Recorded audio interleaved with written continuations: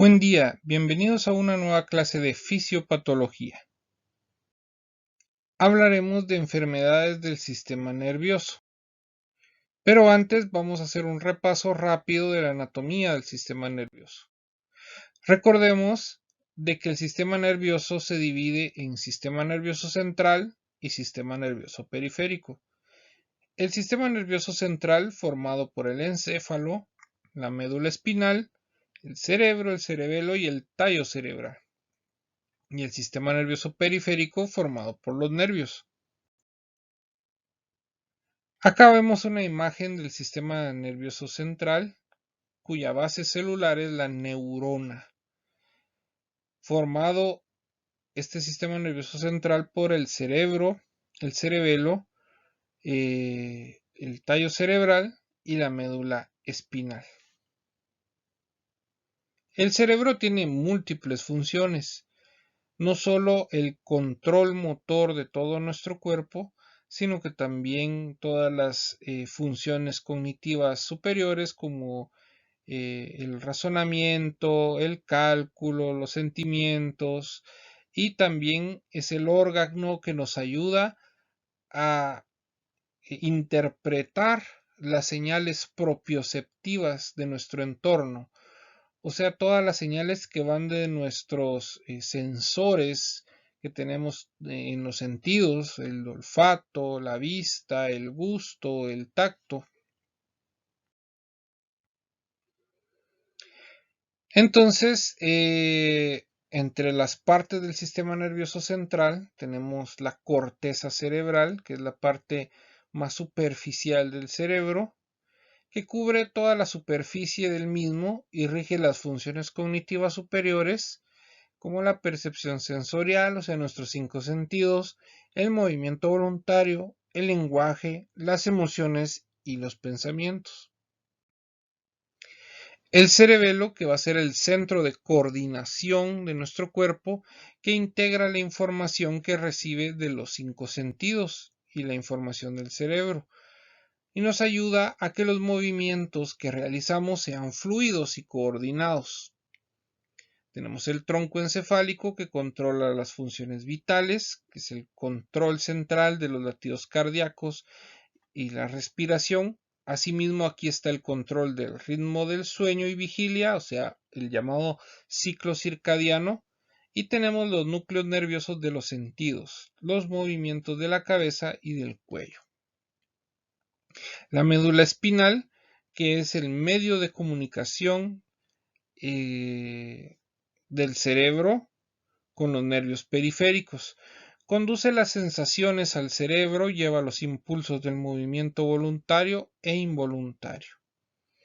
El hipocampo y el sistema límbico, que es la sede principal de la memoria y el aprendizaje, que forma parte del sistema límbico y que es el principal rector de las emociones. El tálamo y núcleos grises, que es la estación intermedia entre la corteza y el tronco cerebral, que nos ayuda al control del movimiento y del tono muscular. El hipotálamo, que es un control de supervivencia, nos controla cuándo debemos comer, nuestra temperatura, la defensa, los ciclos sexuales.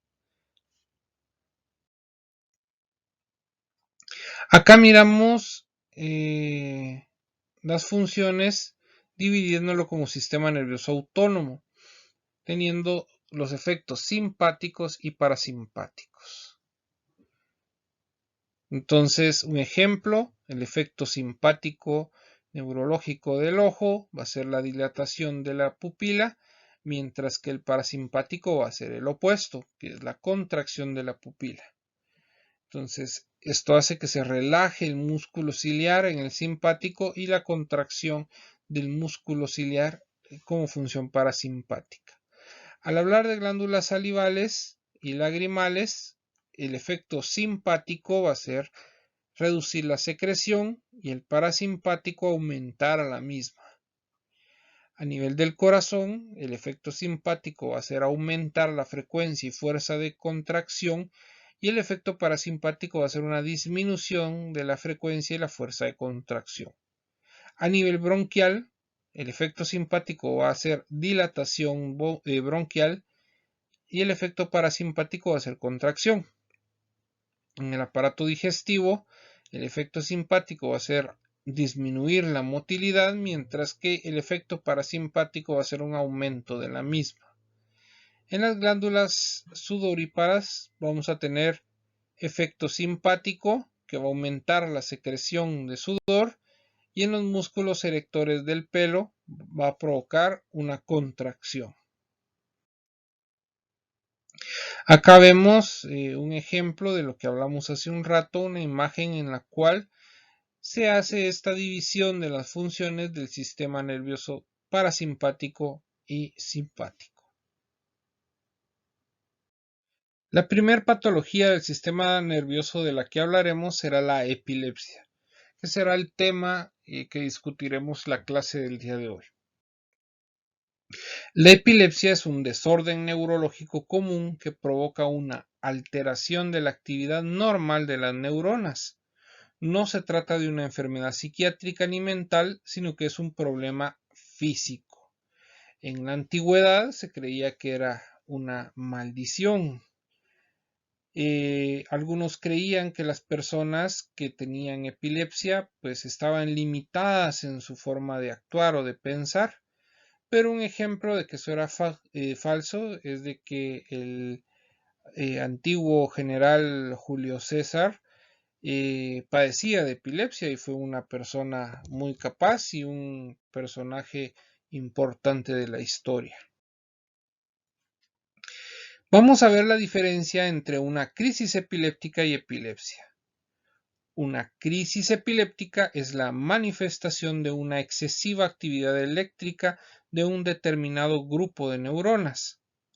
Una persona es epiléptica si ha tenido 2 o más crisis epilépticas espontáneas, es decir, que no han sido provocadas por una causa en concreto o una causa conocida.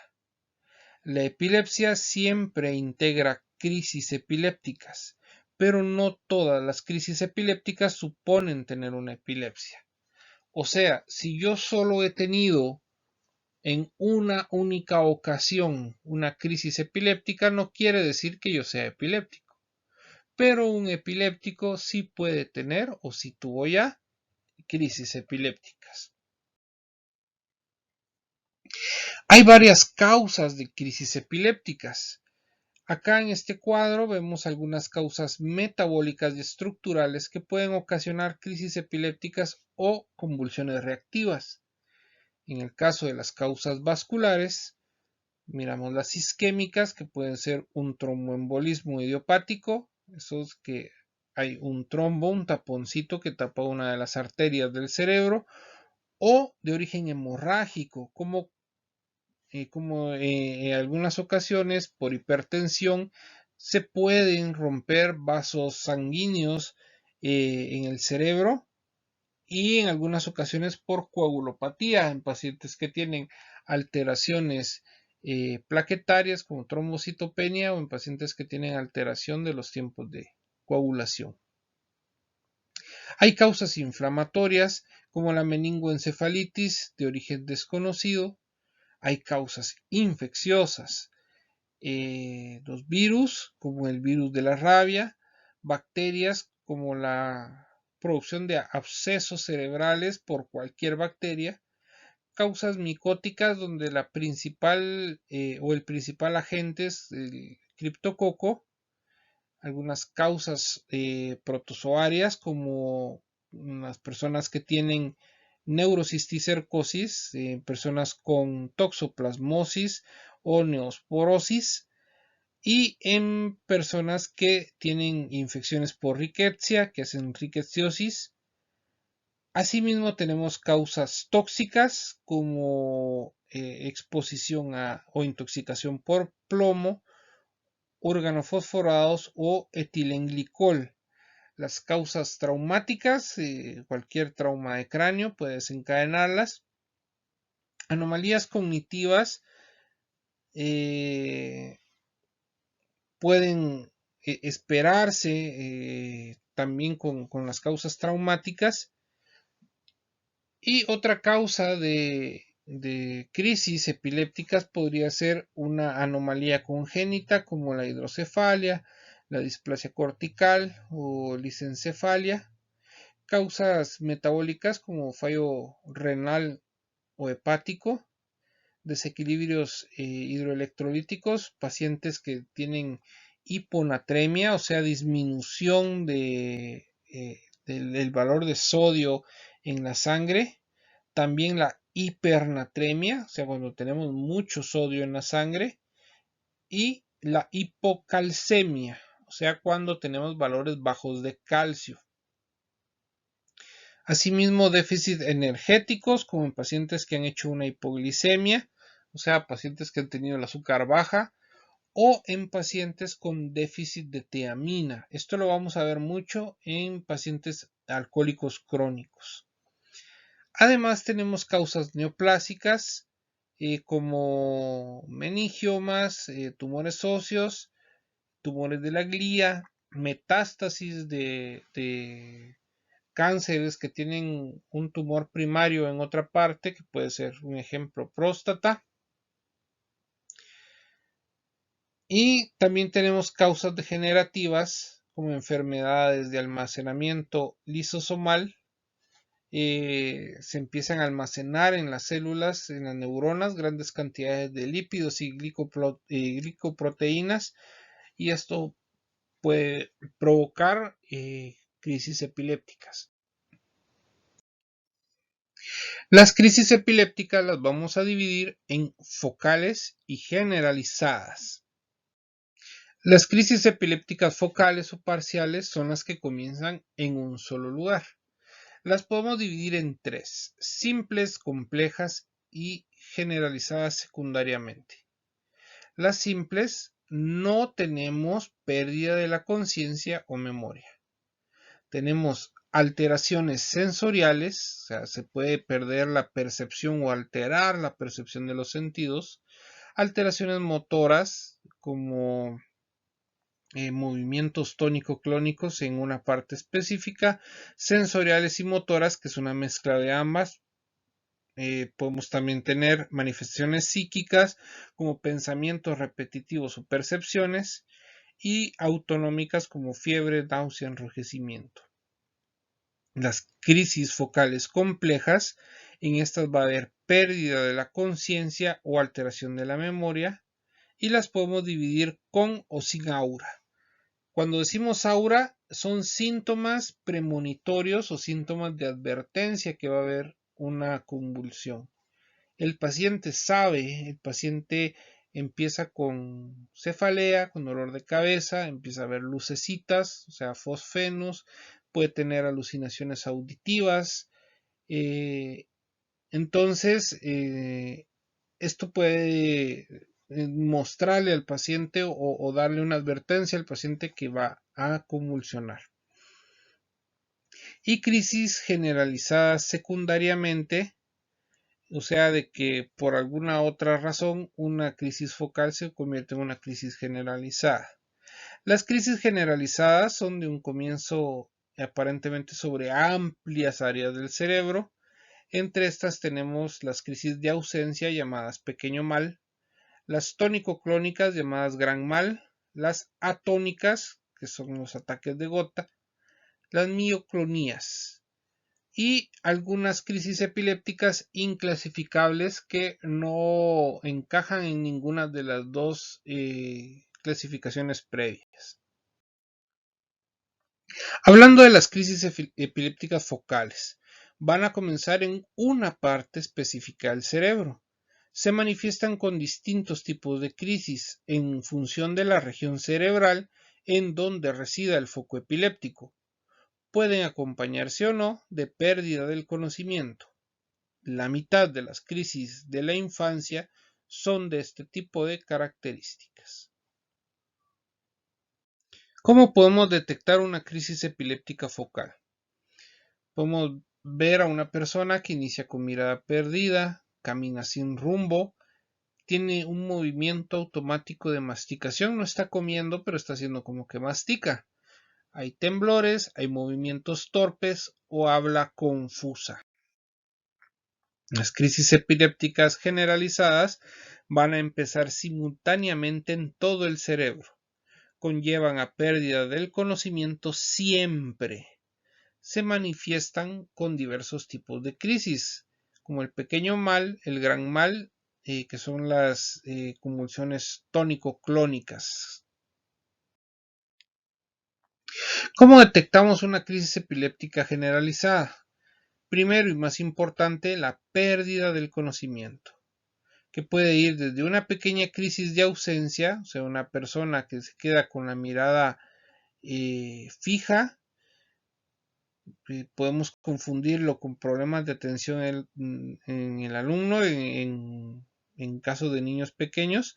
Estas son de corta duración y pueden tener también duraciones grandes, ¿verdad? Depende de la clase de crisis generalizada que sea. Si ustedes alguna vez vieron el programa de televisión del Chavo del Ocho, se recuerdan cuando a él le daba la garrotera, o sea que se quedaba con la mirada perdida, se quedaba paralizado, sin presentar ningún movimiento, pero no respondía a ningún estímulo. Ese podría ser un ejemplo de una crisis generalizada. También podemos ver en las crisis generalizadas contracción o relajación de músculos. También convulsiones tónico-clónicas generalizadas o gran mal. En este video se ejemplifican las diferentes formas de crisis epilépticas. La primera de ellas es una crisis parcial simple. Miremos cómo se mueve solo una parte del cuerpo, solo una extremidad.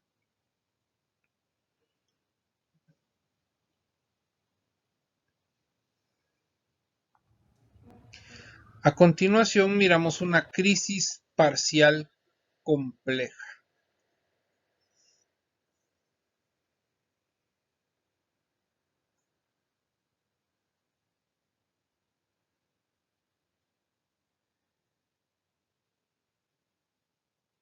Una parcial simple seguida de una parcial compleja, de una crisis de ausencia y luego empiezan los movimientos tónico-clónicos generalizados.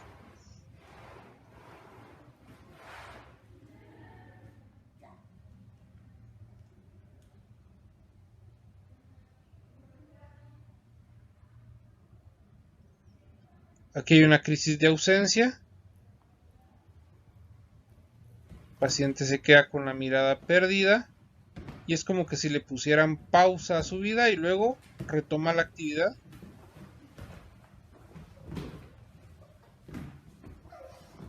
Esa es una crisis atónica, pierde totalmente el tono muscular.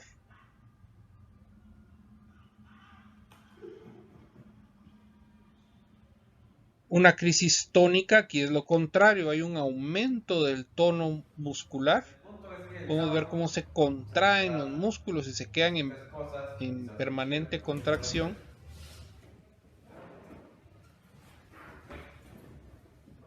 Esa es la más común, una crisis generalizada tónico-clónica, de las que estamos acostumbrados a ver.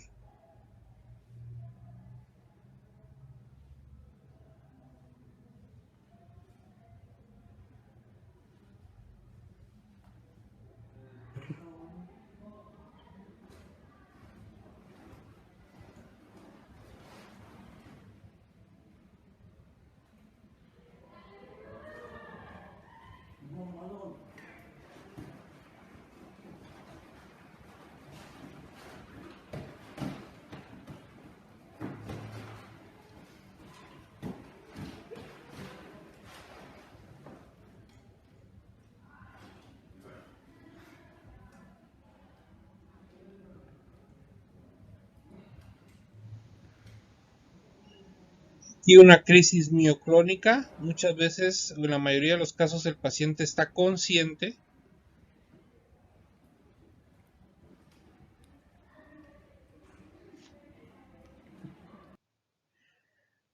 y en la mayoría de los casos de estas crisis podemos llegar a tener lo que se llama estado posictal.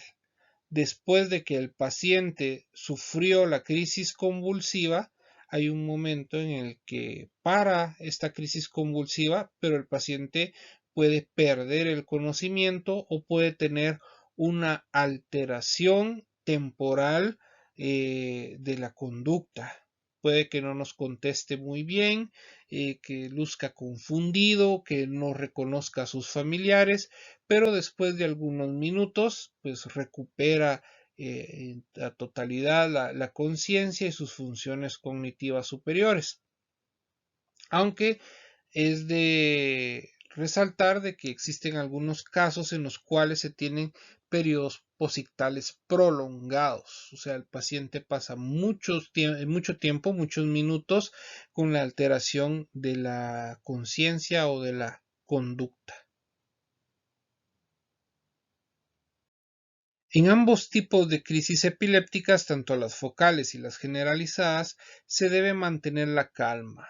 Lo más importante que tenemos que recordar en estos casos es que no debemos sujetar ni agarrar a la persona, tan solo debemos ayudarla a que no se caiga y no se haga daño. No debemos dejar sola a la persona que está teniendo una crisis epiléptica. Debemos controlar con un reloj la duración de la crisis, cuántos minutos dura la crisis. Se debe evitar que haya mucha gente a su alrededor también. Debemos retirar los objetos peligrosos con los que pueda golpearse el paciente, aflojar las prendas de vestir que puedan oprimirle o que puedan dificultar la respiración del paciente. Podemos poner algo blando debajo de su cabeza, una mochila, una almohada, un poncho. Además, frente a una crisis generalizada, es muy importante recordar que no se debe colocar nada en la boca. En algunas ocasiones, pues se pueden o se acostumbraba a poner paletas en la boca para evitar que se mordiera la lengua. El problema con esto es que muchas veces por la fuerza que se hace a la hora de morder estos objetos, se pueden romper y el paciente puede aspirar o tragar estos restos y esto puede provocarle complicaciones mayores. Las crisis epilépticas no deben durar más de 1 o 2 minutos. Debemos colocar a la persona en posición lateral de seguridad para evitar de que si babea o si vomita, estas secreciones no entorpezcan la respiración y evitar la broncoaspiración, que es una causa de infecciones respiratorias, de neumonía y es una complicación. El diagnóstico de la epilepsia se va a basar primero en la clínica, lo que vemos nosotros, las características de la convulsión, pero lo confirmamos mediante la realización de un electroencefalograma. Aquí vamos a inducir una deprivación del sueño o bien una hiperventilación o en algunos casos ponemos al paciente a ver luces estroboscópicas, lo que va a estimular ese foco epileptógeno y vamos a poder ubicarlo en el electroencefalograma. Si tuviesen alguna duda, algún comentario sobre la clase del día de hoy, me la pueden hacer por vía WhatsApp, que se las contesto por ahí con todo gusto. Esto ha sido todo por la clase del día de hoy. La próxima semana seguiremos hablando de enfermedades del sistema nervioso central y para la clase de la semana siguiente, pues el tema que les prometí sobre COVID. Sí les recomiendo y les pido que para de hoy en 15 hayan leído un poco sobre COVID, porque vamos a tener una discusión sobre eso y la actividad va a tener punteo. Entonces sí les recomiendo por favor de que para la actividad de hoy en 15 estén puntuales, se conecten puntuales y que participen porque va a haber punteo en esa actividad. Entonces, eso es todo por el día de hoy. Que tengan ustedes muy buen día y nos vemos la próxima semana.